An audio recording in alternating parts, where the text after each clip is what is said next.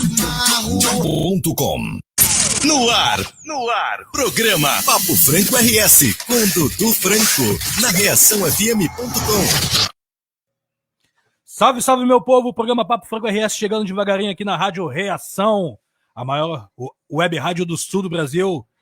Programa Papo Franco, estamos aí a cada segunda-feira crescendo, a cada segunda-feira trazendo convidados aí pra gente fazer um bate-papo. E hoje não vai ser diferente, hoje vai ter um bate-papo bem bacana, que já estamos aí algum tempo já compartilhando essas ideias, e eu, como eu sempre falo, quando eu vejo que a ideia é muito boa, eu penso assim, mas vamos compartilhar isso, vamos levar lá no Papo Franco lá e desenrolar esse papo lá, né? E antes de iniciar o papo, de anunciar o convidado aqui, quem ainda não baixou o aplicativo, baixa o aplicativo da Rádio Reação para acompanhar o Papo Franco RS e as demais programações que rola aqui 24 horas por dia. Quem ainda não é inscrito, se inscreve no meu canal aí, canal Papo Franco RS no YouTube. Segue lá também no Instagram, Papo Franco RS. Vamos lá fortalecer o trabalho que rola aqui do Papo Franco RS, os vídeos que são colocados lá. O bate-papo também, esse bate-papo, assim que terminar aqui, vai subir também lá pro canal no YouTube, com alguns cortezinhos, tudo. E depois também acompanha lá no Spotify, né? Então, pessoal, hoje aí, segunda-feira fria aqui em Porto Alegre. Hoje nós vamos conversar um pouco, vamos falar... Eu acho que pelo assunto hoje, eu acho que nós vamos ter que fazer até mais que um programa, que é muito bom esse que nós vamos falar hoje. Nós vamos falar hoje um pouco sobre a política, principalmente sobre a esquerda aqui do Rio Grande do Sul, aqui de Porto Alegre, né? Esse diálogo da esquerda com a periferia, um bate-papo bem bacana com um parceiro aí, com um irmão que o ativismo me deu de um bom tempo aí que a gente está trocando ideia. E o cara apareceu aí, tem um projeto maravilhoso chamado Juventude Favelada na Restinga. Jean Lago, como é que tá, meu irmão? Pô, Dudu, tudo certo, né? Na medida do possível, né? A gente tá caminhando aí, mas na medida do possível tá dando tudo certo, assim, né? Estamos vivos, né? E esperando pela vacina. Com certeza, com certeza. Importante que tá todo mundo aí ainda... Estamos aí, né, firme e forte aí, né, resistindo, né, essa pandemia e resistindo a outras coisas que vêm aí, né, que a todos os abismos que rolam pra gente aí, né, de dia a dia, né. Não, com certeza, com certeza. A gente que é de comunidade, a gente que é da favela, a gente sente mais. Pra gente, quando chega a bomba, né, ela chega mais forte, ela chega mais pesada, né. Mas eu acho que com o coletivo, com união, né, como a nossa que está acontecendo hoje, acho que a gente tem tudo para avançar, né? E pensando sempre no próximo, né? Isso é o nosso propósito, né, Dudu? É sim. Antes da gente iniciar nosso bate-papo, eu gostaria que tu te apresentasse, falasse um pouquinho quem é Jean Lago, o trabalho Juventude Favelada, se tu puder falar aí um pouquinho. É assim, Dudu, primeiramente queria te agradecer, porque acho que é o primeiro espaço, assim, um espaço, digamos, grande, que dá a oportunidade para os jovens de favela falar, né? A não ser porque, particularmente no sul do país, eles só dão oportunidade para universitários falarem, né? Pessoas que, ditas acadêmicas, falarem. Então, eu falo em nome da juventude, da comunidade, mas né, do projeto Juventude Favelada, mas como um todo, agradecer pelo espaço, pela coragem de trazer um jovem, né, de periferia, né, que muitas vezes se sente incapaz, que se sente os espaços não cedidos para si, né, então é muita coragem, né, e a gente agradece muito esse espaço que está sendo cedido por você a nós. Então, o Juventude Favelada, ele surgiu de 4 amigos, né, da comunidade aqui da Restinga, né, que nós já debatíamos sobre as coisas que aconteciam, mas a gente sabia que a nossa voz era silenciada. No primeiro momento, mesmo a gente conversando entre amigos, a gente tentou que alguém escutasse a nossa voz. Então a gente foi atrás de alguns grupos de movimentos sociais, depois a gente foi do movimento, tentou contato com o movimento negro, e depois a gente tentou contato com a esquerda, né? Para que a nossa voz, para que as nossas dores, que são nossas dores, pudessem ser ouvidas da nossa boca, né? Não que eles contassem o dito, vamos lutar pelas dores de vocês, né? Então a gente tentou, e todas as respostas foram negativas. Aí um olhou para a cara do outro e falou, cara, é a gente. É o pior momento, acho que vai ser um momento que para a humanidade foi ruim, né? Pra gente que é de comunidade no nosso país, foi pior ainda. É a hora da gente encarar. É a hora da gente fazer alguma coisa, algum movimento para agir. E aí, com muita coragem, né? A gente sabia que seria muitos locais seriam negados para nós, como foi. A gente falou, cara, vamos encarar. E a gente encarou, a gente montou o Juventude Favelada, que hoje a gente faz ações na nossa comunidade, né? Ações não só levando, o primeiro momento foi auxiliando com auxílio de máscara e prevenção para o Covid. A gente começou assim a nossa luta. Posteriormente, a gente começou com ações de alimento. E depois a gente já iniciou para uma questão mais de consciência política, né? Que o nosso foco, né, sempre foi dialogar e levar informação e conhecimento para o jovem de comunidade. Que muitas vezes as pessoas olham para o jovem de comunidade, né, e acham que ele não está ligado nos assuntos, ele não está por dentro de tudo que está acontecendo no país, na cidade dele, né? E não é bem assim. Muitas vezes a nossa voz ela é silenciada, né, pelo excesso de trabalho nas cargas horárias, dos trabalhos que são cedidos para a gente, né? Muitas vezes a gente é boicotado, né, pela sociedade. E a gente sempre quis falar, então a Juventude Favelada surgiu disso. E hoje a gente está resistindo cada vez mais, né, com muita dificuldade, mas a gente está com muita força que as mudanças estão acontecendo, né, Dodô? Nessa última eleição, o Juventude Favelada foi onde teve o boom, a gente conseguiu mostrar para Porto Alegre a nossa potência, né, já que o maior colégio eleitoral de Porto Alegre é a Restinga. Nós somos a Juventude da Restinga é 13% do colégio eleitoral de Porto Alegre, né? Embora esses 13%, só 4% tinha votado na eleição anterior a essa, e já nessa eleição foram 7%, então a gente ganhou 3%. E a gente sabe que aí tem um papel fundamental da juventude da favela e da juventude da comunidade, né? E agora a gente quer ampliar esse diálogo, né? Trazer mais jovens para o nosso movimento, cada vez mais, o que está acontecendo, para que a gente consiga ir com mais força, né? Com mais força para nas próximas eleições, né? E que a gente consiga ficar bem alinhado a tudo que está acontecendo ao país, informando e levando conhecimento.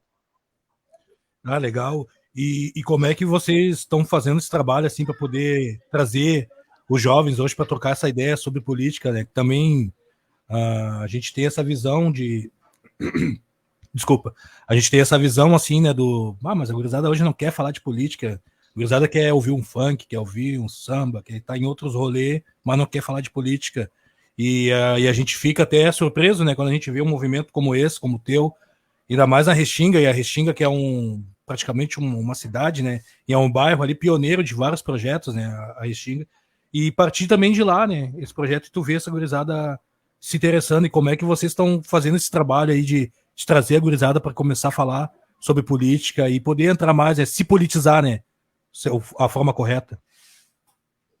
No primeiro momento a gente teve realmente essa negativa, né, tinha esse descrédito, já era de uma sociedade em geral, e na juventude não podia ser diferente. A gente enfrentou muito, né, dizendo, a gente não quer falar disso, isso todo mundo é ladrão, e etc, né, aí os caras que falam que lutam pela gente, nem aparece aqui, né, hoje em dia, né, quem tem mais contato com a comunidade, com a favela, é o Centrão, né, o chamado Centrão, né, então a esquerda, que é quem luta pelas pautas da minoria, né, que na verdade é a maioria, né, das comunidades, não tinha muito contato com a gente, então basicamente a gente sabia que o que era importante na comunidade era o voto, era o único direito que a gente tinha nas mãos, né, e a gente começou a conversar com eles, explicando o que estava acontecendo, e também a gente via uma indignação, mas essa indignação muitas vezes era silenciada, né, pela sensação de incapacidade e de tristeza mesmo, né, de dizendo, eu não, então o cara falou que eu não tenho conhecimento, que eu não tenho informação, e a gente começou a dialogar, a gente entrou com o primeiro processo de ação, acho que tu lembra, foi a ação com as máscaras, porque muito na comunidade as pessoas não queriam usar máscaras, né, ainda, principalmente na Restinga, como tem muito comércio, né, e aí teve a falta de senso de classe que acontece muito na comunidade, principalmente pelos comerciantes do bairro, isso afetou muito a população mais carente, então tinha pouco acesso à máscara, né, então a gente tinha que, nesse processo a gente dialogou com os jovens de comunidade, auxiliando sobre a máscara, e nesse processo de levar a máscara para a juventude, em casa, a gente começou a recrutar os jovens. Aí a gente fazia um questionário, conversava, cara, que tu gosta de fazer? Quando tu não tá trabalhando, quando tu não tá na escola, o que tu gosta de fazer? E a gente começou a conhecer a nossa juventude. Aí com tudo aquilo catalogado, a gente montou uma estratégia, né, uma estratégia bem definida, que a gente sabia que o que a gente botasse na rede daquela forma, eles iam comprar o barulho. E assim foi bem positivo. A gente estava conversando um tempo, eu e tu, e até vou fazer essa pergunta aqui de novo. O que está faltando, até depois, tentar enviar esse material para alguns políticos, até ainda por cima ontem, entrar em contato comigo aí um pessoal da política para fazer um bate-papo também. Legal ter que o Papo Franco chegou nessas pessoas aí. E aí a pergunta que eu te faço é assim, o que está faltando para a esquerda aqui de Porto Alegre começar a olhar mais e dialogar com a periferia, que a gente viu nas últimas eleições, né, como tu falou, né, o centrão, né, centro-esquerda, entrando dentro das vilas, dialogando, mas a gente não viu a esquerda mesmo lá dentro, né, trocando ideia, fazendo tudo. Eu vi alguns candidatos a vereadores, que foram mesmo trocar ideia no tete-a-tete que eu vi pessoalmente, mas quem era para ir mesmo não foi, né? E o que está faltando, né, para aqui em Porto Alegre, principalmente, né, porque a gente está vendo aí a periferia, né, as vilas voltar na direita, na extrema direita, e não estão votando na esquerda, que tem as nossas pautas, que falam das nossas pautas, mas até também essa extrema direita e a direita e o centrão, eles estão entrando dentro das periferias e falando um pouquinho de pautas, né, que seria da esquerda. E como é que tá vendo isso assim? E o que precisa de repente para eles começar realmente a ouvir a juventude favelada, ouvir outras pessoas ali, ouvir os líderes comunitários, sabe? O que tá faltando para eles começar a atinar e poder entrar de vez dentro das vilas e começar a trocar uma ideia de igual para igual? É assim, como eu posso te explicar? O Centrão, ele já está há muito tempo nas comunidades, né? E basicamente eles têm uma estratégia muito bem definida, né? Catalogar e dialogar com os líderes das comunidades. Então, basicamente, eles dão um alicerce político, que na verdade é um assistencialismo, né? Para que possam angariar votos com os líderes da comunidade. Basicamente é a estratégia do Centrão.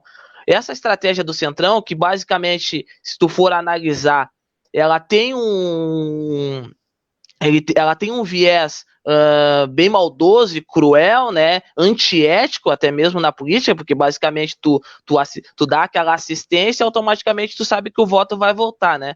Mas só que essa estratégia por muito tempo foi questionada e dita como errada pela esquerda, né? Que, ao meu ver, carrega a bandeira sempre do socialismo, do comunismo, né? Essa questão de comunhão, né? De pensando no social, né? E basicamente, na real, a gente via que não era bem assim. Então, basicamente, a esquerda, principalmente a regional, que é totalmente diferente com a do centro do país, com a do Nordeste, ela é totalmente diferente a regional do Rio Grande do Sul, né? Então, ela sempre foi uma esquerda burguesa, né? Que a gente pode considerar. Ela é baseada em sindicatos e universitários, né? Então, tu não vê a favela mesmo, né? São raros candidatos que tu vê da comunidade, saindo da comunidade. E, basicamente, foi uma briga nossa. Até é bom tu tocar neste assunto, que foi uma briga nossa que surgiu, que a gente dá o exemplo da Dona Maria, né? Que a gente falava assim, por que criticar a Dona Maria, que aceita aquela cesta básica daquele político que bate na porta dela, né, junto com aquele líder comunitário, né? Por que não entender a Dona Maria? Por que não entender que a Dona Maria precisa, né, alimentar seus netos, né, ou muitas vezes seus filhos, né? E não ver aquilo como uma oportunidade de diálogo, né? e não criticar a Dona Maria, porque na verdade a Dona Maria é uma inocência. A gente sabe que na comunidade, na vila mesmo, é onde mora a gratidão, né? E o Centrão enxergou isso. Jogar com essa inocência das pessoas mais carentes, jogar com essa inocência das pessoas que precisam mais e jogando da maneira certa, né? E automaticamente a esquerda se abstém, dizendo, vota na gente. Aí quando chega na eleição, não há votos na esquerda, o que a esquerda faz? A vila não sabe votar, a comunidade não sabe votar, e que é um erro, né? Na verdade é um erro total. Mas a gente tem bons exemplos, Dudu. A gente tem a Dayana Santos, né? Juntamente com a Laura Cito, que elas montaram uma estratégia totalmente diferente. Antes de se candidatar, elas fizeram um trabalho de auxílio social muito grande. O que aconteceu? Eleição, elas estão eleitas. Basicamente, para a própria esquerda foi uma surpresa a eleição delas. Mas para quem está dentro da comunidade, não foi, porque a gente conhecia o trabalho delas, tanto na Rubem Berta, quanto na Zona Norte, quanto na Zona Sul, quanto na Zona Leste, a gente conhecia que elas estavam ativas. E aí vira o resultado. Entendeu? Então acho que falta para a esquerda é estratégia, é ver a comunidade como uma oportunidade de diálogo, né? Porque a gente tem exemplos, um exemplo, a Rocinha, a Maré, lá no Rio de Janeiro, onde a gente tem fortalecimento de potências, né, políticas, algo que não acontece aqui no Sul. E aí transparece que quando a esquerda chega para conversar com a gente, ela só quer o nosso voto. Ela não quer a nossa inteligência, ela não quer a nossa opinião, ela não quer saber as nossas dores, né? Porque muitas vezes tu pegar os políticos da esquerda, eles não sabem, na maioria das vezes, tu analisar o que é passar fome, o que é não ter condições.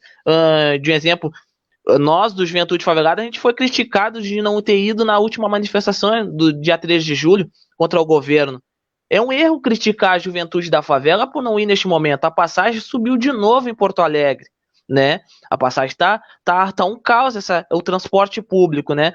O nosso trabalho que é dado para o jovem de comunidade, de favela, são os trabalhos com carga horárias expressivas, assim, que é quase algo, sabe, mas análogo à escravidão, porque tu pega lá no supermercado, na praça de alimentação, trabalhos onde a carga horária são muito grandes, entendeu? Então, que horas que eu vou protestar? Eu quero protestar, eu tenho minha opinião, né? Mas não me cobra disso. Eu acho que a esquerda tá falhando nisso, Dudu. Sim, sim. E tu tocou também nesse ponto importante, né? Eu fui em algumas manifestações e eu vi pessoas falando, mas o pessoal da periferia, mas vamos entender também, né? Porque a gente está fazendo uma manifestação, no centro de Porto Alegre, mas da Restinga até o centro são 2 ônibus, né? Da Restinga até o centro, tu vai ir e volta e vai ser R$20. E uns quebrados ali, e aí?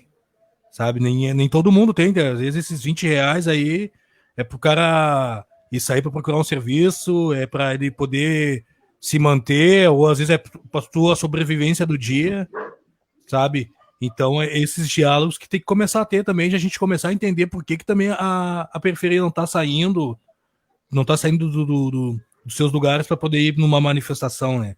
Tem muitas coisinhas assim que a gente tem que conversar e tem que ser falado, e tu tocou num outro ponto também, das gurias ali, né? A Karen Santos também, outra que faz um trabalho também dentro dos bairros, e só que, tipo, não é surpresa, assim, para quem é das comunidades, mas ao mesmo tempo tu vê que daí é uma surpresa para quem é de dentro dos partidos, para tu ter uma noção que os caras não sabem nem o que os candidatos estão fazendo, o antes e o depois, o durante, sabe?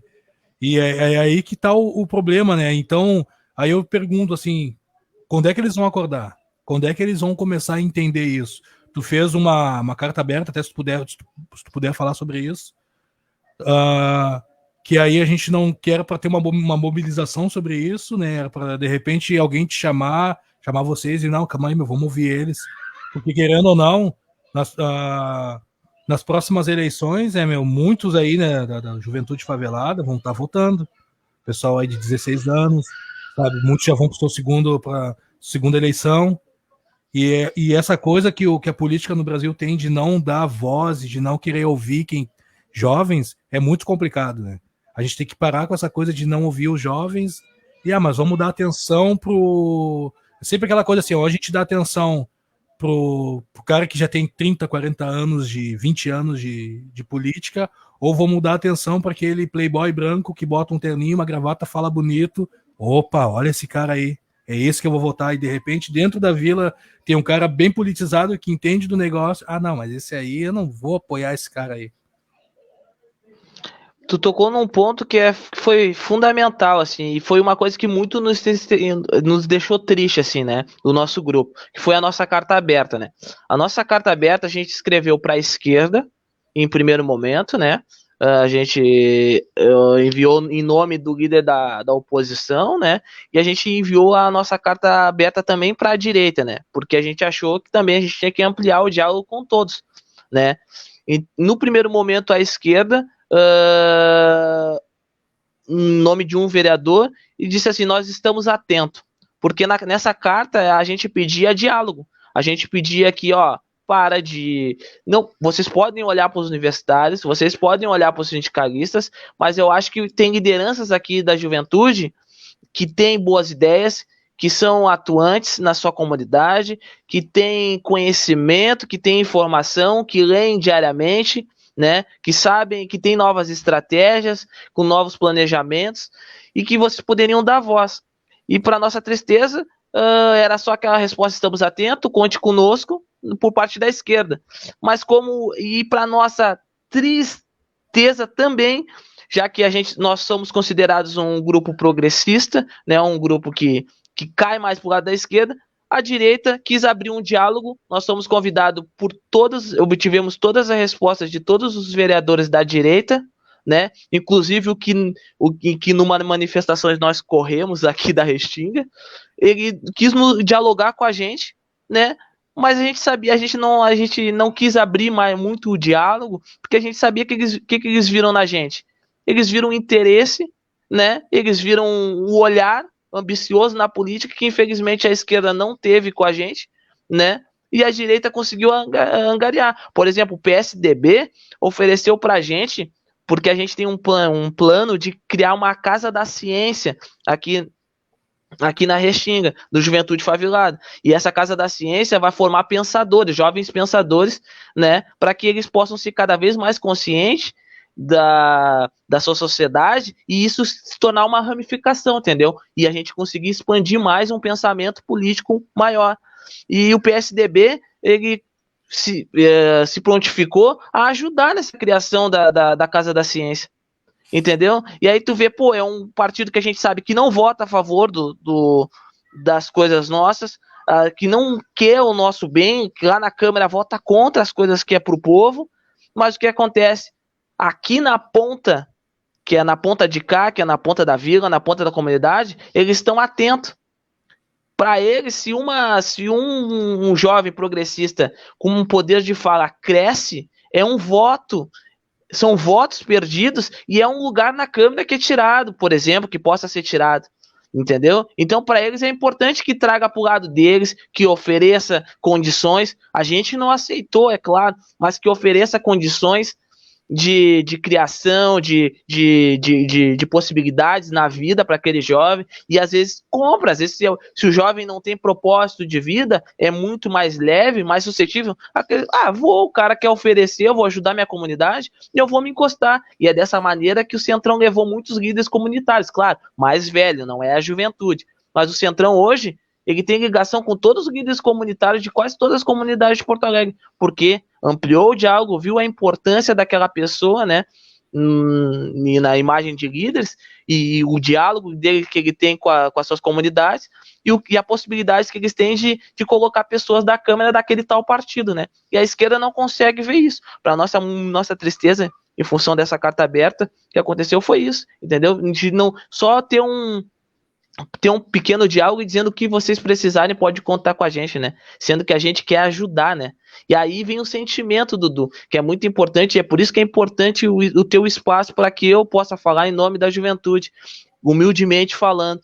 Mas é porque, assim, quando eles falam, O que tu precisa de ajuda? Não, a gente quer ajudar. E vem o sentimento de incapacidade. Será que eu sou capaz mesmo? Será que aqueles livros que eu leio diariamente, será que as notícias que eu me atualizo, será que isso é válido?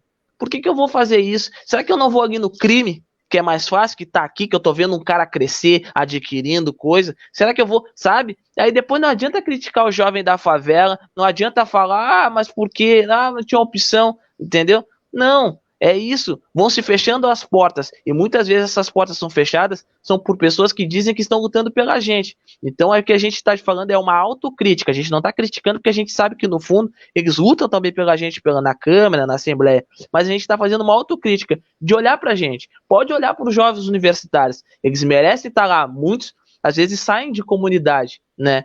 Mas olhem pra gente também, aquele jovem que passa no Enem, como eu, que passei no Enem, mas não pude cursar um SISU porque tinha um filho, entendeu? Mas ficou muito triste, mas eu cursei um vestibular, eu passei, mas eu não tive condições de persistir no meu sonho, entendeu? Eu tive que abdicar porque eu tinha um compromisso, eu tinha que trazer alimento para dentro da minha casa. Então não é incapacidade minha. Então às vezes a gente pede, por favor, olhe pra gente, vê o senso de capacidade que a gente tem, entendeu? Vê num jovem uma esperança. Olhe para as outras esquerdas durante, ao meu ver, no resto do país. Olha o que a esquerda está se tornando em Rio de Janeiro, né? No Rio de Janeiro, principalmente nas comunidades da periferia do Rio de Janeiro. Olha quanta mudança que está acontecendo, né? Eu acho que dá para a gente trabalhar com exemplos, né? E a gente avançar, né, Dudu? Ah, com certeza. Eu lembro de uma época que tinha em Porto Alegre o orçamento participativo, e é uma coisa que não se vê mais, né? E eu lembro que quando eu fiz o bate-papo aquele, não sei se tu lembra, com os candidatos a vereadores, né? Eu perguntei para cada um deles, né? Tanto os vereadores de direita quanto de esquerda, eu perguntava para eles, e o que falta para voltar o orçamento participativo, para ter de novo aquele tete-a-tete com o povo e tal? Boa parte não souberam responder até, né, sobre isso. E tu acha que de repente essa volta, né, do orçamento participativo de repente poderia ser uma opção até para poder ter essa troca de ideias aí? Com certeza, o orçamento participativo foi no governo do Olívio Dutra, se eu não me engano, né? Que ele trouxe, né? Eu era muito novo, mas os meus pais falavam bastante, né? E é muito elogiado. Só que o que acontece? Não é interessante tu ter a comunidade para opinar o que tá ruim, o que tá bom. É interessante tu ter a comunidade para pedir ajuda. Aí, digamos, porque eles trabalham com o sentimento da população, o sentimento de gratidão, né? O sentimento do auxílio, né? E é nisso que eles têm, se eles, digamos, dialogar muito, principalmente o Centrão, dialogar, esse diálogo que é de escolha, já é um diálogo quase um plebiscito, né? É algo que dá uma democracia, digamos assim, mesmo que seja uma democracia subliminar, algo não tão aparente, mas isso dá um direito, o povo já se sente um pouco mais empoderado. Isso é perigoso para o Centrão, isso é perigoso para a direita. Então, eu acho que o orçamento participativo, se depender da direita e do centro, isso não vai ocorrer mais, né? E a esquerda, para chegar num poder, a gente pode analisar a última eleição, a questão da Manuela. A Manuela perdeu a eleição porque o Melo ganhou na periferia. Entendeu? A Manuela ganhou em outros bairros nobres, a esquerda ganhou no Menino Deus, a esquerda ganhou no Bonfim, na Cidade Baixa, no centro, a esquerda ganhou lá. A esquerda empatou no Moinhos, entendeu? Só que a esquerda perdeu nas comunidades, entendeu? Porque então o orçamento participativo, para te responder a tua pergunta, só voltaria eventualmente num governo de esquerda. E hoje nós estamos muito distantes disso acontecer. Pois é, eu me lembro quando nas eleições eu entrando aí nas vilas aí, o pessoal todo apoiando o Melo. E a Manuela, tipo, era muito pouco. Tipo, tu entrava na Bom Jesus, era Melo direto, né? Subia São José, Melo, tu sabe? Ali eu comecei assim, mas calma aí. Me lembro que até eu tinha falado pra ti, mas a Vila não sabe votar e tal. Também tinha essa mesma ideia, assim, né? Como é que o pessoal vai votar no cara? Aí depois tu me falou, não, eu comecei a observar, pior que é bem isso aí. Aí vai de encontro com aquela fala do Brau, quando o Brau falou lá naquele comício do Haddad, lembra? Precisamos voltar para a base. Precisamos voltar para a base. Aí eu juntei a tua fala, que a gente tinha conversado, depois num outro grupo também, a gente trocando essa mesma ideia, os que também vieram com a mesma fala, deu, opa, vou dar uma olhada, não sei, vou pesquisar, pesquisei, e pá, pior que é bem isso mesmo, né? Aí tu começa a entender porque como a periferia já tem essa coisa essa falácia do política não se discute, que foi uma coisa muito bem criada pelo sistema, né? De fazer com que a comunidade não falem sobre política. Então, quando eles têm isso aí, então para eles, foda-se direita, esquerda, eles não querem saber a ideologia da direita, a ideologia da esquerda, como falou, é aquela coisa da gratidão, né? Ah, vou votar ali porque o cara me ajudou.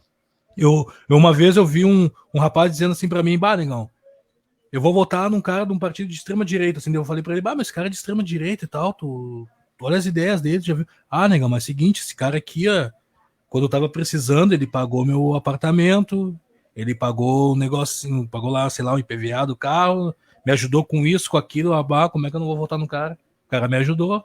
Esses candidatos aí que tu tá me mostrando, eles me ajudaram. Eu, tá, mas a questão não é essa, meu, assim, mas, entendeu? Aí vai eu dizer pro cara debater isso aí, entendeu? Não, e outra coisa que é o pior, Dudu, que é o diálogo, né? Se tu analisar até mesmo o histórico político da Manuela, quantas vezes ela veio na Restinga?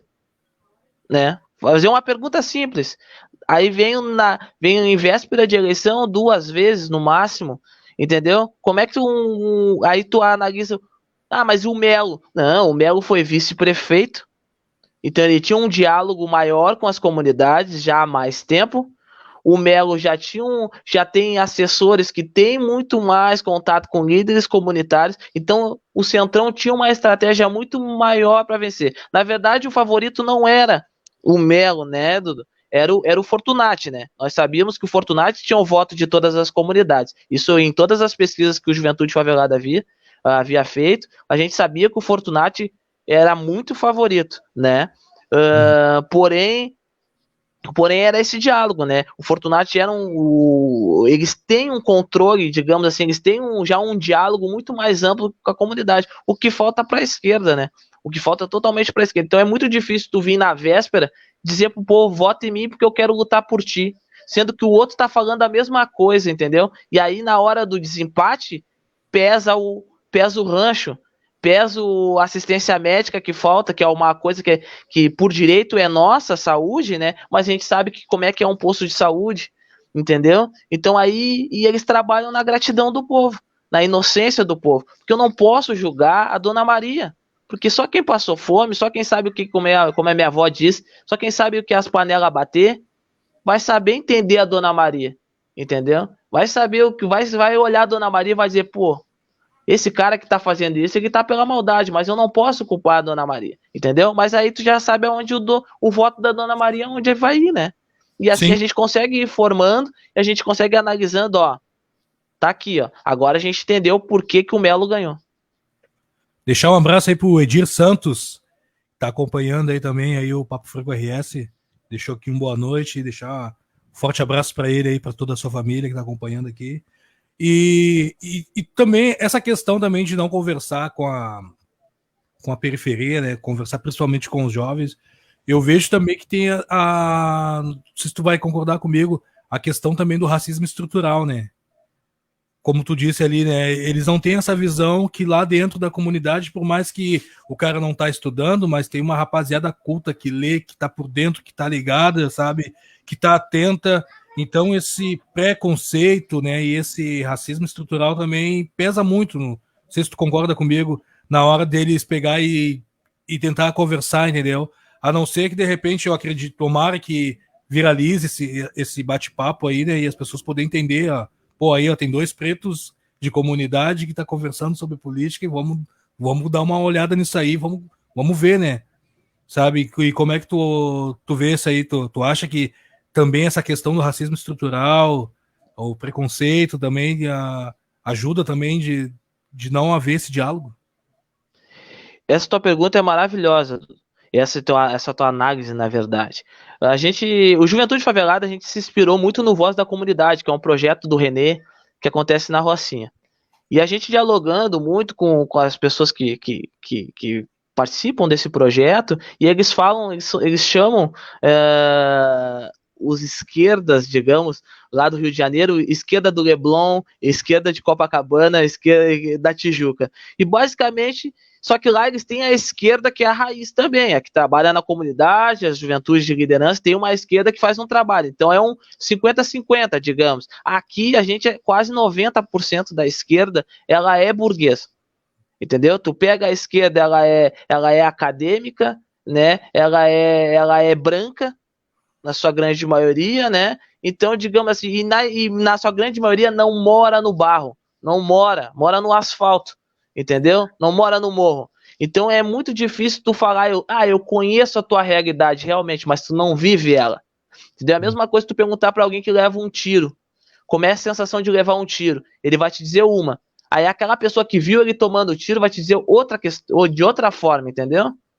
É essa a questão. Então, eu acho que peca muito esse olhar, entendeu? Da esquerda de ver, e aí automaticamente eles olham para nós como. Não, eu não digo nem de não vou ceder o meu espaço para que esses jovens possam ascender. Mas, na verdade, o que eles têm para me acrescentar do que eu, no meu curso de filosofia, de sociologia, na minha formação, no meu doutorado tal, no meu mestrado tal, que eu já não aprendi? O que um jovem de comunidade, né, vai ter para me acrescentar nas minhas pesquisas, né, nos meus TCCs que eu passei? O que ele vai ter para me acrescentar? E é aí que é o erro, né? É aí que é o erro. E aí que é o erro. Então eles acabam perdendo uma oportunidade, porque eles acabam entendendo que a gente que é da ciência, eu posso dizer que a gente é da ciência por ser estudante hoje, né? E a gente diz uma coisa assim, que a cura ela vem da criação, da imaginação, né? E para tu imaginar, tu não precisa ser formado para isso, não precisa ser um acadêmico, entendeu? Então a resposta está sempre aqui. Entendeu? Eu tenho muitas coisas que no rap do Racionais eu aprendi que nenhum livro de história me ensinou. Entendeu? Então, eu em palavras do Mano Brown, do Ed Rock, do Ice Blue, entendeu? Do próprio Dexter, e próprios rappers que me ensinaram, que me fizeram ter consciência do que eu era, do senso de classe, que é importante para a comunidade, né? Porque nos governos do PT teve uma ascensão de classe, mudou algumas questões da pirâmide social. Teve gente que conseguiu comprar seu carrinho parcelado, sua casinha, e começou a perder esse senso de classe. Entender que somos trabalhadores, continuamos pobres, entendeu? Mesmo ganhando um dinheirinho a mais, mesmo comendo uma carninha melhor, e é isso daí que gerou todo o problema, entendeu? Então, mas, acho que... Não, desculpa te cortar, mas nessa questão aí que foi perigoso, entendeu? Esse nome, Ascensão, que na verdade, se tu for parar para ver, o Criolo fala sobre isso numa entrevista com Lázaro Ramos, que eu concordo muito quando ele fala que a ascensão é essa. Tu vai morrer pagando aí uma casa, tu vai morrer pagando sabe? Será que às vezes uma palavra que essa palavra... mais uma sensação, né? Isso, E então essa questão aí que de repente que faltou a consciência de classe, né? Em muitas pessoas, né? Que aí o senso, né? Foram lá e parcelaram um carro em 70 vezes, compraram uma casa, um apartamento ali também que vão entrar a vida pagando e, mas agora eu tô legal. Tipo, um exemplo, saí da Alvorada, mas eu vou morar ali no Algarve, sabe? Não, mas eu já... Quer dizer, Algarve e Alvorada, né? Mas eu vou sair do Algarve e vou morar no Ecoville. Não, mas agora eu tô legal, mas calma aí, velho. Não é bem assim, sabe? Então, só para... com esse raciocínio que tu teve, mas também esses nomes que eles colocam também é muito... É perigoso, né? Esses nomes, ascensão, que não teve ascensão, né? Na verdade, não, eu digo, desculpa se eu usei a palavra errada, até te peço desculpa. É o senso de classe, é o que falta pro que essa mudança de pirâmide, que querendo ou não querendo, teve. O Brasil saiu do mapa da fome, da miséria, e começou e andou. Então teve uma mudança, né? Teve uma ascensão, mesmo que pequena, mesmo que subliminar, mas houve algo, né? Então esse pensamento automaticamente no senso de classe começou a mudar. Por exemplo, quando a esquerda fala em tributar fortunas, o comerciante do barzinho aqui da esquina, na comunidade, acha que é o mercado dele que vai ser tributado. Sim. Entendeu? E na verdade é lá no alto da pirâmide, entendeu? É lá no alto da pirâmide que vai ser tributado. Não é o trabalhador, entendeu? Não é a classe média que vai ser tributada. A classe média está muito mais perto dos pobres, entendeu? Mesmo que seja um classe média privilegiado, entendeu? Então é o senso de classe. Hoje para o Brasil, que não só o Rio Grande do Sul, não só Porto Alegre, mas como o Brasil, o que está ralando totalmente, né, é esse senso de classe, essa falta do senso de classe, né, da gente entender, pô, cara, se eu não trabalhar, não importa se meu salário for bom, mas se eu não trabalhar amanhã, eu vou ficar pobre, eu não vou ter dinheiro, entendeu? Então eu sou trabalhador, entendeu? Ah, mas meu salário é de 4 mil, não importa, se tu quebrar a perna e não ir trabalhar amanhã, deu, tu não tem nada que nem eu, e já era, nós somos iguais, entendeu? E é isso que falta. E tem muitos caras que têm essa visão, né? Ah, mas eu ganho 5 mil reais e eu já não, eu não sou. Eu sou elite, né? Se considero elite, né? Os caras às vezes tem uma microempresa, tem uma coisinha ali e tal, beleza, estão se defendendo. Não, eu sou. Aí é isso que eu costumo falar direto pros caras às vezes. Tá, mas eu ganho. Hoje eu nem debato mais, né? Não vale a pena, a gente às vezes tem que preservar a nossa saúde mental, né? Mas tinha uma época que eu debatia com os caras, quando subiu o preço da carne, eu tenho condições de comprar uma carne. Eu tenho condições e tal. Mas tu mora na vila ainda, mano. E tu quer ainda ter esse pensamento que tu é elite. Mas eu ganho 3.500 por mês. Tá, mas tu é assalariado, tu recebe contra-cheque, tu tá ali, tu é assalariado, velho. E os caras ainda têm essa mentalidade que, tipo, eu ganhei acima do salário mínimo, já era, não sou... Eu tô no outro patamar, e não estão, né? E isso é culpa do senso de classe, entendeu? Eles perderam totalmente, entendeu? Essa questão. É igual quando a gente dialogou, a gente teve um debate entre jovens de direita e jovens de esquerda. E nesse debate eu fui convidado. E basicamente eu fiquei em silêncio todo esse debate, até mesmo porque os jovens de esquerda não deixaram eu falar. Mas só que quando eles começaram a discutir com com um jovem muito exaltado da direita, é até uma questão muito legal contar isso, quando eles começaram a discutir, e aí ele disse da direita, mas esse pensamento de vocês é egoísta. Aí eu falei para eles, como os jovens da esquerda ficaram em silêncio, eu falei, pô, eu vou falar agora. E eu falei, cara, se o povo fosse egoísta, jamais o Bolsonaro tinha sido eleito. Porque corrupção não pode ser a pauta do povo para eleger ninguém, entendeu? Tem que ser outras pautas, mas não corrupção, entendeu? Por que isso? Porque tem que entender que o nosso país foi forjado na corrupção, entendeu? A gente foi forjado na corrupção. Então, trabalhar com a pauta anticorrupção é uma perca de tempo, entendeu? Na verdade, é algo que tem que ser construído. E não vai ser assim de uma hora para outra, porque o Centrão é muito potente. A gente está vendo isso agora, mantendo o Bolsonaro, entende? Então a gente precisa, o povo precisa ser egoísta, Dudu. O povo, quando dizer assim, o cara tá falando que vai ajudar em questões que toca na gente, então é nesse cara que eu vou votar. E aí que entra a esquerda, esse diálogo mais próximo, essa conversa mais próxima, entendeu? E que aí a gente não é burro, o povo não é burro. A favela não é burra. Se tu conversar, se tu saber ouvir, a gente vai confiar e aí vai acontecer o voto. E outra coisa também que se fala muito e as pessoas não se ligam, as pessoas falam, desde um tempo para cá se fala muito economia, a gente tem que manter a economia do país e tal. Eu já penso um pouco diferente, se fala muito na economia, mas ninguém fala em como é que vamos acabar com a pobreza. Pô, como é que vamos deixar de... Como é que nós vamos cuidar daquelas pessoas que estão numa posição miserável, sabe? Eu vejo que primeiro tinha que ver isso. Não, vamos tirar essas pessoas da miséria. Depois vamos ver a economia do país. Não sei se eu estou errado, sabe? Mas eu vejo esse modo que o sistema coloca também de economia e tal. Que também isso aí já vem lá desde 1500. Essa questão da economia que eles falam, mas calma aí. E o povo que está na miséria, sabe? É que na verdade o sistema que eles amam, principalmente quem fala em economia, é o sistema capitalista, né? Só que o sistema capitalista que eles querem enriquecer quem tá lá no alto da pirâmide. Para isso eles precisam empobrecer e colocar cada vez mais pessoas na miséria e na pobreza, para que essas pessoas possam trabalhar cada vez mais para aqueles poderosos, entendeu? Isso é algo lógico e fácil de explicar até para a comunidade. O que é difícil explicar para a comunidade é dizer, tá, cara, como é que a gente muda isso economicamente? Como é que a gente faz a mudança? É fácil.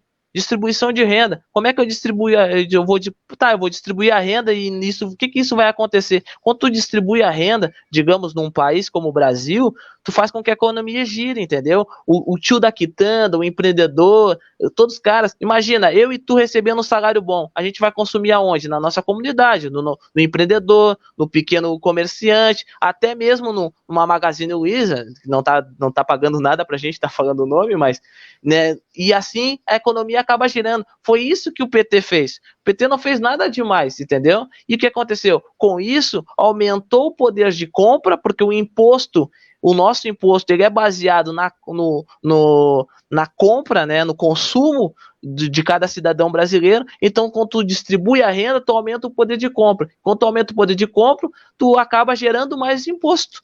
E automaticamente tu fortalece a economia. Entendeu? O que eles não querem é ver o povo feliz. Eles querem ver o povo escravizado, o povo trabalhando cada vez mais, para que eles possam enriquecer de maneira muito mais rápida e menos gradual e na maneira que tinha que acontecer, entendeu? Mas tu pode ver, a maioria dos varejistas enriqueceram num governo de esquerda, eles não enriqueceram num governo de direita, entendeu? Esse governo ideológico que não é nada bom economicamente, entendeu? Ele é bom para quê? Para os latifundiários, para quem tá lá no alto da pirâmide. Foi quem elegeu o Bolsonaro. Os latifundiários são os donos das grilagens, entendeu? Das pessoas que estão matando os indígenas, entendeu? É esses caras, os caras que lidam com exportação, os caras que lidam com maior poder de grana, entendeu? É esses caras que querem que o povo acabe sofrendo para que eles acabam enriquecendo, entendeu? Mas o pequeno comerciante, o varejista, eles não ganharam nada, entendeu? A classe média não ganhou com o governo Bolsonaro, entendeu? Só elegeu num discurso de ódio, que na verdade o ódio nunca, até ia te falar essa frase que é importante. O ódio nunca vai vencer. O amor sempre vence, entendeu? Quando a gente pensar no próximo, a gente ganha. E se a gente fosse estudar o comunismo e o socialismo, a gente ia ver que era o melhor caminho. E estudando, infelizmente, a gente acaba perdendo por pessoas que usam dessas palavras, né, muitas vezes à esquerda, de maneira errada. E a gente acaba perdendo o sentido das coisas e o poder da luta. E essa questão de comunismo é muito engraçada, que as pessoas, elas englobam uma coisa só, né? E tem vários nichos de comunismo, né? E aí é muito engraçado que às vezes alguém chega em mim, que esses comunistas e tal, ou quando me chamam de comunista, eu pergunto, mas qual é o comunismo que tu tá falando? Me mostra um pra gente poder dialogar com que de repente é esse que eu sou mesmo. E então e pra te ver que ainda ontem comentando que agora nos últimos, agora depois da era Bolsonaro, na verdade, 2017 para cá, 2016, que começou a vir à tona esses assuntos, né? Comunismo, fascismo também, diversos assuntos que nunca eram pautas, e começou terra plana, que virou pautas assim, ó. Vamos ver se ano que vem esses assuntos aí saiam, né? Ou a gente consiga de vez sentar com a pessoa e dizer, olha, agora teu presidente saiu, tu pode deixar eu te explicar o que é um comunismo, o que é um fascismo. E apesar que hoje também tem canais aí, tem um monte de gente explicando, e os caras não olham porque não quer, né? E eu fico apavorado quando eu vejo os canais aí bombando não, né? Uns canais inteligentes, aí os caras explicando passo a passo, sabe, a história em si, e não bomba, porque as pessoas não olham, que preferem manter a ignorância. Aí quando tu pega e manda pra essa pessoa, seguinte, então, olha aqui, ó, 5 minutos, 10 minutos, olha só esse vídeo aqui. Mas eu não vou ver porque eu acho isso. É complicado. Isso que tu tocou é uma questão muito triste, né? Acho que todo mundo teve uma questão assim, acho que na família, né? E acho que aí toca a tecnologia, porque aqui na comunidade, por exemplo, na Restinga, que tem muitos grupos, né? Esses grupos que mandam notícias ruins, às vezes foto de cara que morreu, cara que foi baleado, etc. Isso daí foram armas pro bolsonarismo, entendeu? que foi o que elegeu o Bolsonaro muito também, entende? Mas essas pessoas automaticamente acabam se informando pelo WhatsApp, pelo Facebook, eles não acabam não parando para olhar um vídeo, por exemplo, num canal de YouTube, ou parar para ter o teu filho te ensinar alguma coisa, né? Ou te passar uma mensagem, eles não querem, né? É o tempo que eles têm ali, olha aquele grupo no WhatsApp, olha aquele videozinho, eles acreditam naquilo que é a verdade deles, né? E automaticamente o comunismo, o que é comunismo? É comunhão, vem da palavra comunhão. Comunismo vem da palavra comunhão. Então, comunhão é algo junto, é uma união, né, das coisas, né? Não tem nada a ver. E a extrema-direita, Dudu, e deu em 64, quando no AI-5, eles usaram da mesma estratégia que eles estão usando agora, entendeu? Falando, o comunismo, o socialismo, Cuba, Che Guevara, o marxismo, entendeu? Eles usaram da mesma estratégia. E volta e meia, a classe média novamente caiu no conto do vigário e a gente viu o que está o nosso país, né? Sim, nos Estados Unidos também o movimento Black Panther, né, os Panteras Negras, eram taxados pelos nazistas, desculpa, pela Ku Klux Klan, como comunistas. A Ku Klux Klan chamava eles de os comunistas aí dos Panteras Negras, né? Tu vê como é que era o negócio, né, meu? Deixar aqui um abraço também para a Rosane tá acompanhando aqui também o Papo Franco RS. Salve, presidente, um abraço para ti. Jean, já estamos encerrando aqui esse bate-papo, vamos ter que fazer um parte 2 aí, que é muito bom esse nosso assunto aí. A gente tem que conversar mais sobre isso. Eu gosto, né? Se deixar, eu fico até amanhã falando sobre política, que vale a pena a gente conversar, se politizar, a gente aprender, né? O que está rolando aí, né? Principalmente esse momento que está o país. Tem muita coisa. Eu ainda quero ver se uma hora a gente fala também sobre. Eu quero fazer um programa aqui no Papo Franco sobre sensacionalismo, sabe? Eu quero falar também sobre isso, esses programas sensacionalistas, né? Porque uma coisa leva a outra. Se o presidente chegou onde chegou, também teve muito com esses programas. E por que esses programas, né? A contribuição que eles têm com a classe, né? Com a classe alta do país, né? Para poder mostrar para muita gente quem é o culpado e as pessoas de dentro da favela que acreditam que nós somos os culpados por isso através dos programas. Deixa eu só ler rapidinho que o Edir colocou aqui antes de encerrar. Pode-se considerar que através da educação é uma forma de maior probabilidade de melhorar a condição de vida das pessoas, como diante de tantas dificuldades é possível que os jovens negros da periferia tenham um propósito de vida e acredite na sua capacidade? Pode responder aí, já?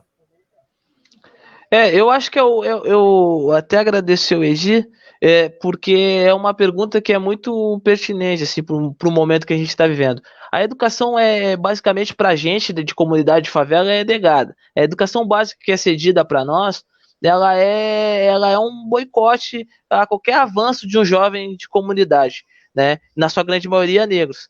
Né? Então quando a gente vê até o discurso, até a favor das cotas, não é a favor das cotas, e a gente acaba quebrando as pessoas quando a gente pergunta, a universidade é pública de verdade? Né? Quando eu disputo um vestibular, com um cara que o pai é milionário, que o pai é um médico, que o cara e que ele estudou num colégio privado a vida inteira, é justo isso? Então eu acredito que com a evolução da educação, né, principalmente com esse apoio que a gente pede, Juventude Favelada, a gente sempre pediu, né, para que principalmente universitários, não recém-formados, que venham conversar com jovens de comunidade, né, aqueles que se formam em filosofia, né, nossa própria ideia da Casa da Ciência é isso, né, que a gente possa juntar essas pessoas que têm esse conhecimento através da educação e passe informação. A educação é um meio de informação, de levar informação e conhecimento, entendeu? O que falta é um pouco de dizer, tipo assim, é um menos ego de muita gente, principalmente de muita gente, menos ego e mais altruísmo, entendeu?